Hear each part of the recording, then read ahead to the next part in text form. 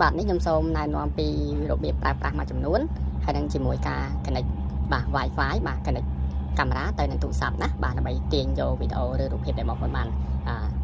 ថតណាបាទអញ្ចឹងជាដំបូងបងប្អូនកុំតន់អាចធ្វើអីបាទបងប្អូនបើកបាទយកទូរស័ព្ទរបស់យើងបាទ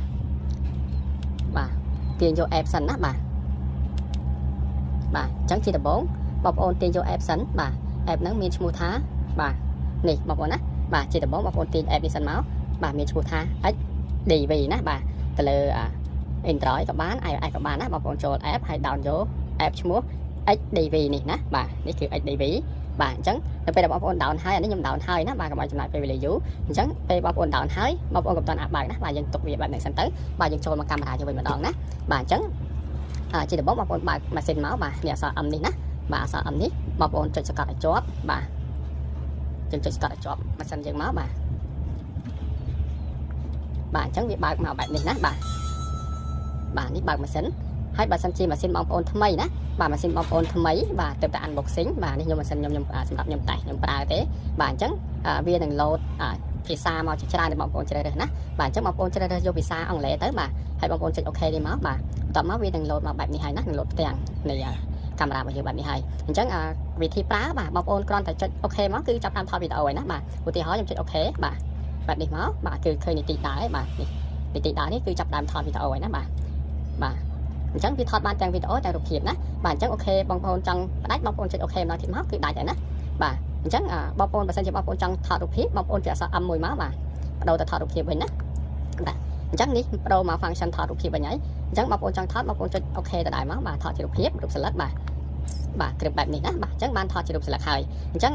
នៅពេលដែលបងប្អូនចង់ទាញយករូបភាពឬវីដេអូពីកាមេរ៉ាហ្នឹងគឺបងប្អូនចុចប៊ូតុងនេះណាបាទប៊ូតុងលើនេះបាទបងប្អូនសង្កត់ឲ្យជាប់បាទក៏ជាប់មកបាទគឺ load សញ្ញា Wi-Fi បែបនេះណាបាទអញ្ចឹងនៅពេលដែល load សញ្ញា Wi-Fi បែបហ្នឹងហើយបងប្អូនបាទចូលទៅទូរស័ព្ទរបស់យើងបាទចូលទៅទូរស័ព្ទរបស់យើង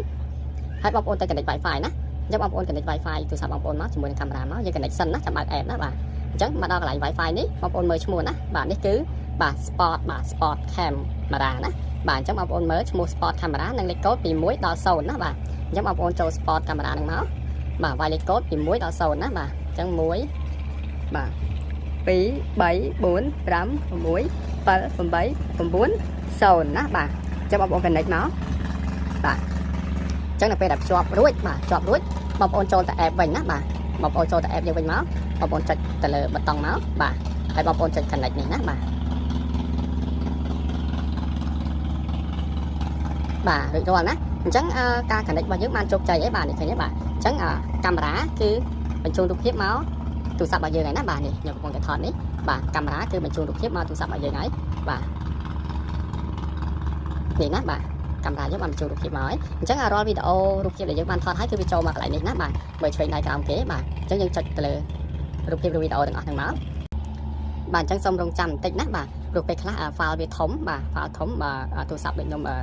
សេរី version ទាបនេះវាអាចរៀងយូរបន្តិចដែរណាបាទអញ្ចឹងសម្រាប់ទូរស័ព្ទបងប្អូនដែលសេរីខ្ពស់អាចថា file វានឹងដើរលឿនបាទវានឹងចេញមករូបភាពបង្ហាញលឿនអញ្ចឹងណាបាទអញ្ចឹងនេះរូបភាពបង្ហាញមកអស់ហើយបាទក្រោមពេលនេះបងប្អូនចុចលើនឹងមកបាទអញ្ចឹងបងប្អូនអាចជ្រើសរើសបានណាបាទអាចជ្រើសរើសវីដេអូណា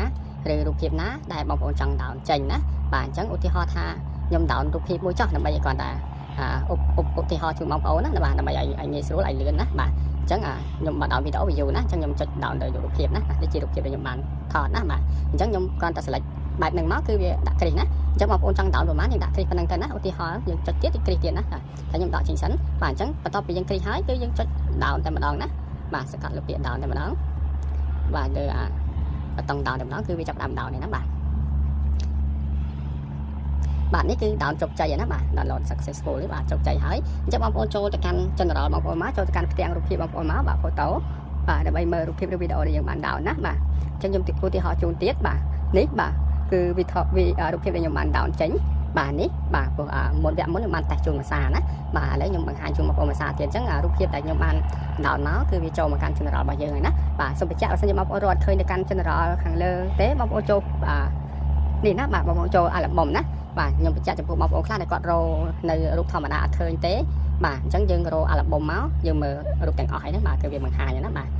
ចូលមកបាទអញ្ចឹងរូបនៅទីនេះណាបាទ